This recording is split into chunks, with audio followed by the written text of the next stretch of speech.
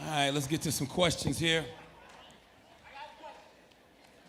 We're gonna get to y'all in a minute. Let me get a few out first of all. Let's start with the term super predators.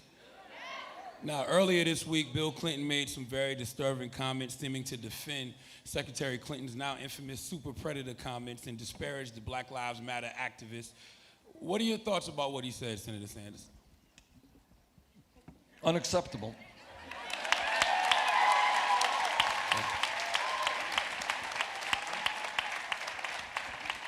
I think we all know what that term meant when in the context that it was said years ago.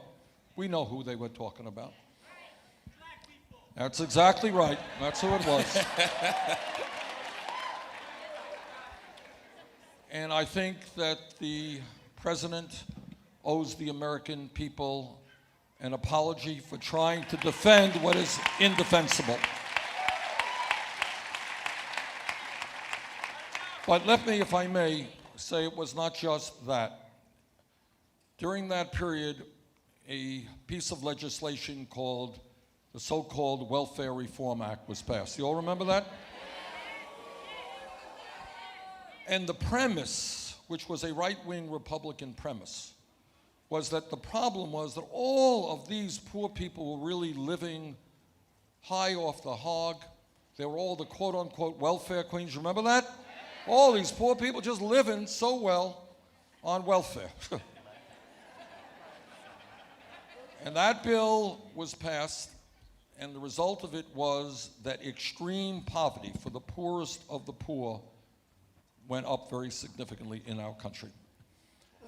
And what that politics is about, what that psychology is about, is to adopt the Republican belief that the way you get votes is beating up on the poorest and most vulnerable people in this country. That is a bad, bad way to win votes.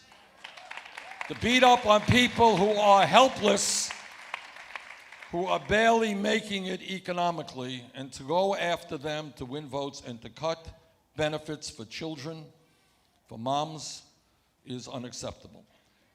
And we are going to put an end to that mentality. We're not going to be beating up on the poor. You know, if you notice, in much of today's political discussion, the word poverty is virtually not mentioned. You know that? It's not mentioned. We got 47 million people living in poverty.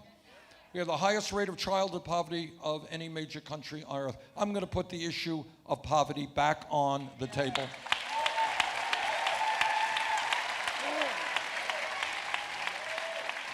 And we'll continue to talk about it. But first point is, I think President Clinton owes the American people an apology for defending the indefensible.